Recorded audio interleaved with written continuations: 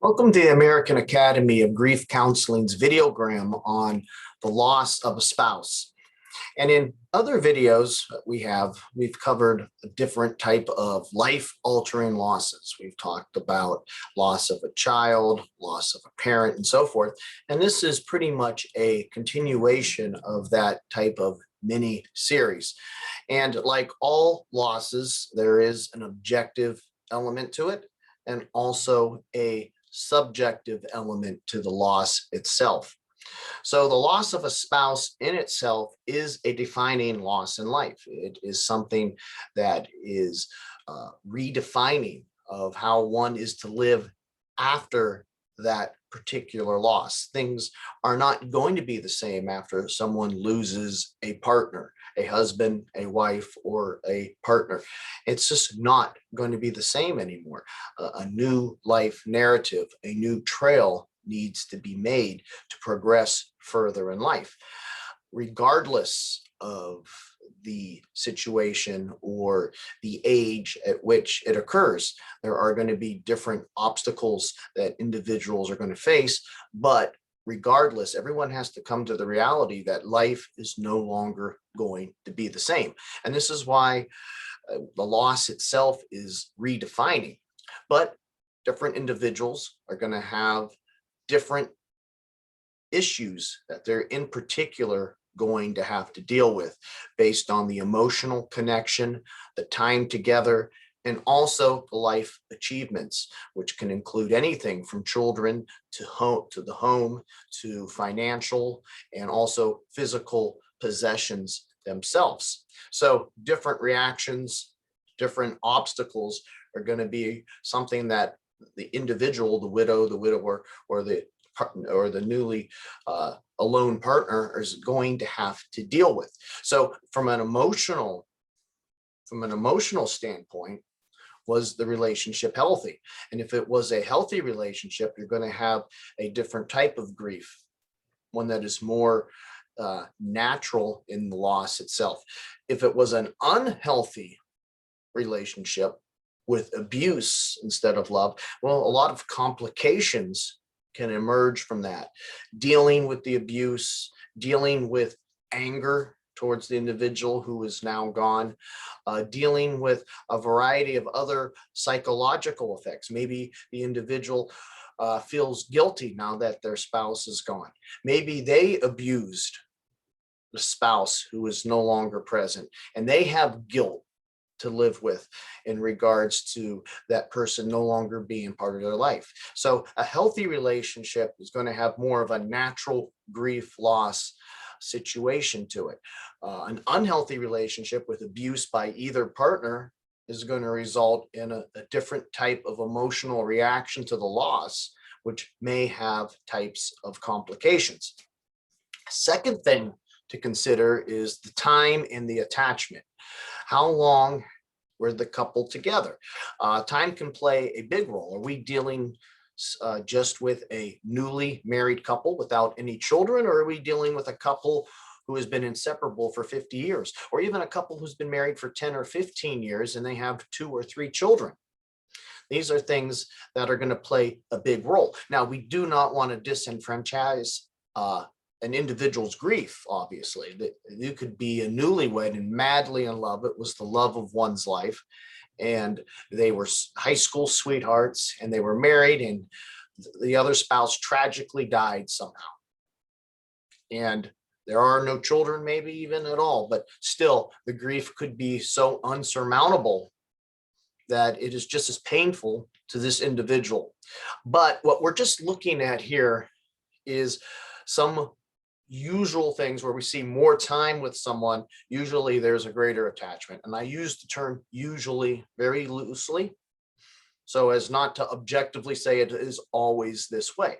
But obviously, if we look at it, usually an individual that has accomplished more things together with their particular spouse, who has children together with their particular spouse, it's probably going to be a little bit more difficult to move forth because we have more interdependency, and we also have more secondary losses. And in this, we can look at the struggles of the young widow or widower versus the struggles of the old man or the old woman.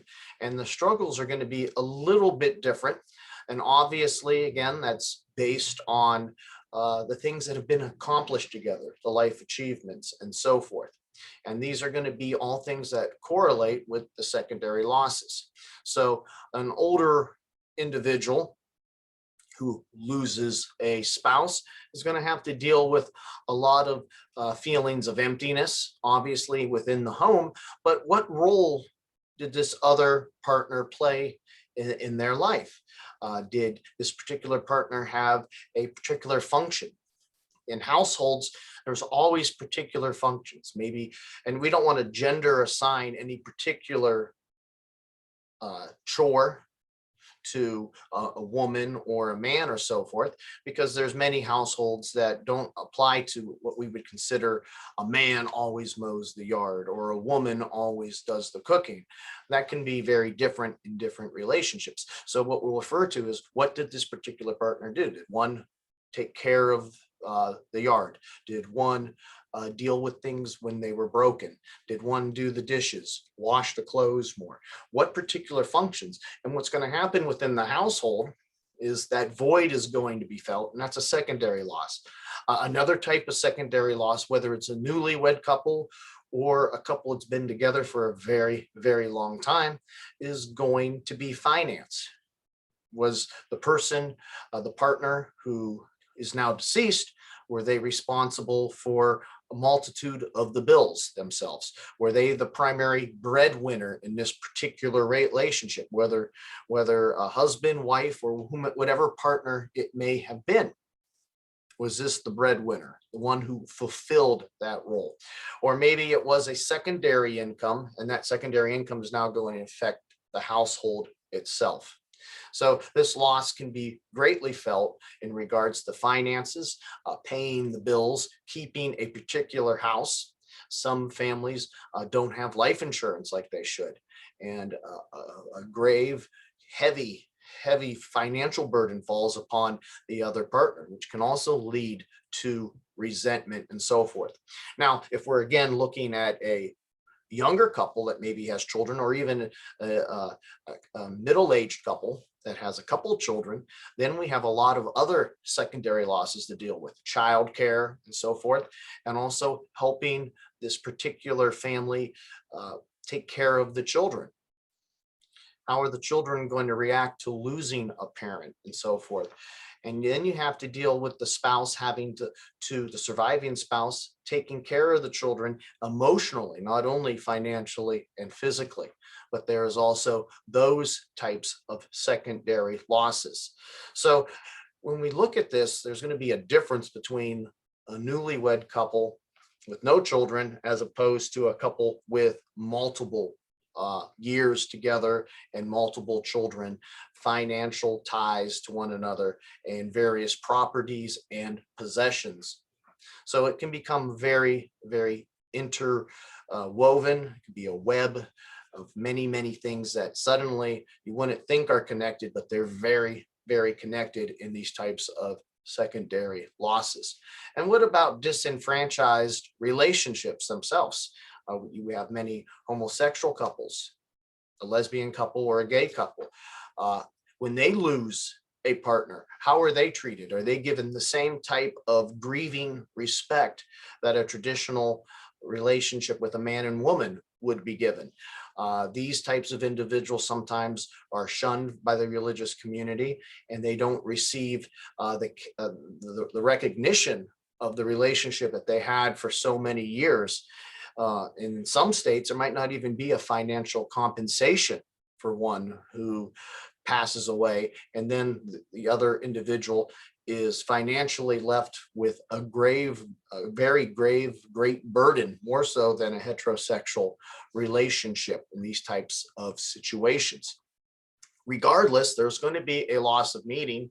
You're no longer considered married, you're a widower or a widow, and that type of label falls upon you as an individual. Now, if you're older, you might be content to continue that way. An individual might be in their 70s, and the thought of remarrying and starting a new relationship might not appease to them. But individuals who are younger, in their 50s and 40s, and especially someone in their 20s who just loses someone, that status isn't going to remain. They're going to look to find new relationships, and that's healthy. They need to move on, in particular, especially if they're so young. And does that mean that they're dismissing the previous partner, spouse? Absolutely not. It's just being able to take the loss, to incorporate it into their life story, and to create new chapters without forgetting the past chapters. And that's a common thing that we've been talking about. Life is a book. You have the past chapters, you have the present, and you have future chapters that are yet to be written. And you can't allow one bad chapter to ruin everything. You're not dismissing the previous chapters of the happiness you've had with this particular individual. Those are great chapters, and the loss was unfortunate. But you have to continue to live in this life. So what we look at here is for younger 50s, 40s, 30s, 20s, individuals who are married at a younger age are going to have a greater desire to remarry. That's not to say that older individuals in their 60s, 70s, 80s are not going to want to. They may feel very, very lonely, and they might not have much left. Maybe their children aren't around, or they didn't have children. Maybe they don't have much. Maybe they just have a cat or a dog. So they might be very lonely. So we don't want to just say only younger or middle-aged individuals are going to want to remarry. It can occur, and it can happen, and it's not a bad thing. But what I want to focus on here in this particular slide is more middle-aged, younger, and the desire to maybe have another family in terms of children and so forth. And what we have here is the creation of a blended family. And it occurs quite a bit. You'll have two spouses that maybe lost their other spouse, and they remarry together. And that was the whole premise of the 70s sitcom, The Brady Bunch, if you remember. It was about a widow and a widower, who each had 3 children, and they wanted to rewrite their life. And that's the creation of a blended family. And in these types of blended family, younger spouses or even older spouses with their own children may feel guilty to move on. They may feel like they're betraying their previous spouse. They may also be pressured by their children, whether it's young children or adult children, not to remarry, because they feel like you're betraying mom or dad if you do so. How could you do that? How could you remarry? So there is a lot of guilt maybe in remarrying, like you're betraying. And individuals may be pressured by other family members not to do so. So this type of resistance is common. But overall, eventually, the idea of remarrying should be accepted, and an individual who's grieving should not be put on a timetable by their children, by their other family members and friends, to say, well, you should still be grieving for your spouse. You have no right to be talking to someone else. You have no right to be remarrying. That is not their place. That is entirely the decision of the surviving spouse. And with that comes a blended family with new roles, step parents and so forth, and new issues as you incorporate other individuals into your own life story. And it should be something that is not rejected. It should be a choice. Some individuals may want to live alone, and you can't necessarily even attack that idea. Maybe they do not want to remarry. Maybe after marrying, they don't want to do it again. Maybe the individual that they were with, they felt was their only one, and they don't find that attraction to anyone else. So in the same way, as we just said, being pressured not to, you shouldn't have individuals pressuring those who lost the spouse to go out and date just to date. You can have that issue. So living alone sometimes has a negative connotation, but it doesn't always mean that you're lonely. Many people live alone and they're not lonely. They're very happy. They live very productive lives. They're very content with their routine and their schedule itself. So living a single life is something that is becoming more and more common in this new modern world. And it is something that's not necessarily a bad thing. It has its own perks and so forth. So it comes down to the individual. Do you want to live alone? It's not necessarily a bad thing. Or would you like to move forward? Whatever you choose is your choice, not the choice of other individuals making you feel guilty that you're not moving on, or you're moving on too fast according to their own standards. So I think that's important to remember when you're dealing with the loss of a partner or a spouse. We are the American Academy of Grief Counseling. Below is a link to our course program. There are 4 core courses that are required to earn the 4-year certification. They're independent study, so you can work at your own speed and your own pace, and then you can move forward towards that certification if qualified. Our phone number is 330-652-7776. And our email is info@aihcp.org. I'd like to thank you for listening to the Videogram today, and I hope you have a great day.